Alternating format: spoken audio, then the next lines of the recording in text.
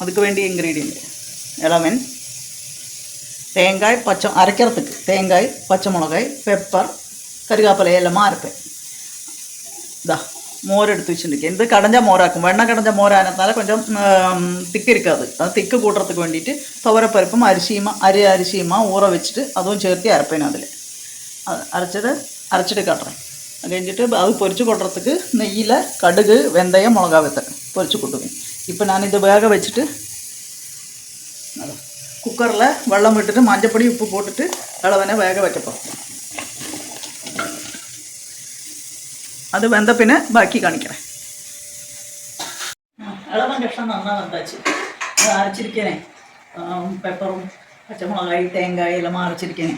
അത് അதையும் ചേർത്തി വിട്ടുறேன். அந்த பருப்போடு பச்சை மணம் போகிற வரைக்கும் இது ஒன்று திளைக்கணும். நல்லா திளைக்கணும். அந்த பருப்பு பச்சையாக அரைச்சிருக்கேன் எல்லாமே போகிற வரைக்கும், பச்சை மணம் போகிற வரைக்கும் இதை திளைச்சிட்டு இந்த மோர் கூட்டான் பல டைப்பில் வைக்கலாம். മോര് കൂട്ടാൻ പല ടൈപ്പിൽ വെക്കലാം. ഇളവൻ കൂടെ മൊത്തം പോട്ടിട്ടും വെക്കലാം, ചേന പോട്ടിട്ട് വെക്കലാം, പിന്നെ പല ടൈപ്പിലും വെക്കലാം, പല കഷ്ണങ്ങൾ പോട്ടിട്ടും വെക്കലാം. ചേന, ഇളവൻ, മത്തൻ, പിന്നെ ചേമ്പ് എല്ലാം പോടലാം. പിന്നെ ഉണ്ടക്കുഴമ്പ് ചൊല്ലിയിട്ട് പരിപ്പെല്ലാം പോട്ടിട്ട് പരിപ്പുരുണ്ട കുഴമ്പ് അപ്പടിയും വെക്കലാം. ഞാൻ ഇന്നേക്ക് ഇളവൻ മാത്രം പോട്ടിട്ടാൻ വെക്കാം.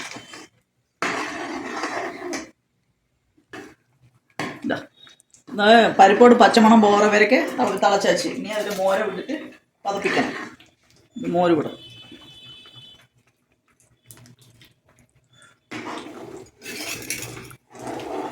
இந்த சைடில் பொரிச்சு கொட்ட வச்சிருக்கேன். நெய் விட்டுருக்கேன். நெய்யில் கடுகு, வெந்தயம், மிளகா வத்தல் போட்டுட்டு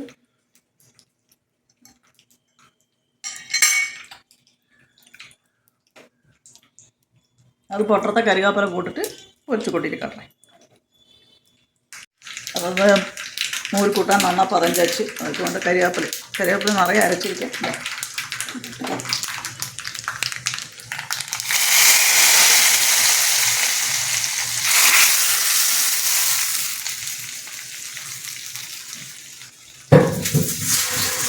മോര് കൂട്ടാൻ റെഡി. മോര് കൂട്ടാൻ റെഡി ആയിച്ച് എല്ലാവരും ട്രൈ பண்ணுங்க. എല്ലാ കഷ്ണം പല കഷ്ണം പോട്ടിട്ടും വെക്കണം, പല മെത്തേഡിലും വെക്കണം. ശരിയാ?